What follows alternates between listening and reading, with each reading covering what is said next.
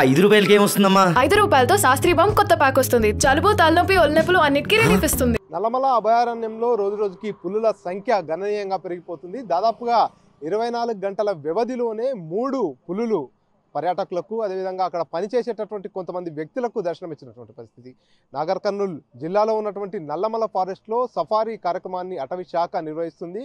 అక్కడికి వచ్చేటటువంటి ప్రకృతి ప్రేమికులకు పర్యాటకులందరికీ కూడా సఫారీలో భాగంగా నల్లమల డీప్ ఫారెస్ట్లో వారందరినీ కూడా తిప్పుతున్నటువంటి పరిస్థితి. ఈ నేపథ్యంలో సఫారీలో వెళ్తున్నటువంటి పర్యాటకులకు 2 పెద్ద పులులు దర్శనం ఇవ్వడం జరిగింది. ఒకే 24 గంటల వ్యవధిలోనే 2 పెద్ద పులులు దర్శనమిచ్చాయి. మొదట ఏదైతే వాచ్ టవర్ దగ్గర ఒక పెద్ద పులి పర్యాటకులకు దర్శనం ఇవ్వడం జరిగింది. సఫారీలో భాగంగా వెళ్తున్నటువంటి వారికి పెద్ద పులి కనిపించడంతో వారంతా కూడా ఆ పెద్ద పులికి సంబంధించినటువంటి వీడియోలన్నింటినీ కూడా తమ చరవాణిలో వీడియో చిత్రీకరించుకోవడం జరిగింది. ఆ తర్వాత మళ్ళీ నైట్ పూట తిరుగు ప్రయాణంలో ఉండగా మరో పెద్ద పులి కూడా ఆ పర్యాటకులకు కనువిందు చేసినటువంటి పరిస్థితి.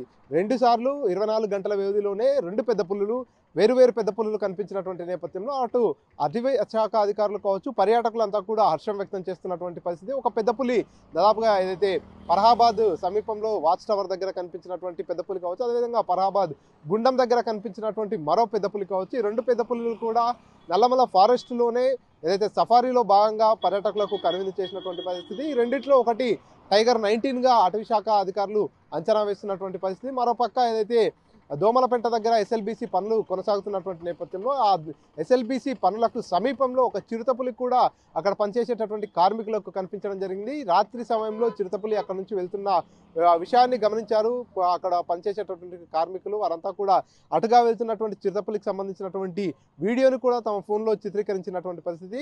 24 గంటల వ్యవధిలో ఒక చిరుతపులి 2 పెద్ద పులులు కనిపించడంతో పూర్తిగా నల్లమలలో పులుల సంఖ్య పెరుగుతున్నటువంటి విషయం తేటతెల్లమైనటువంటి పరిస్థితి.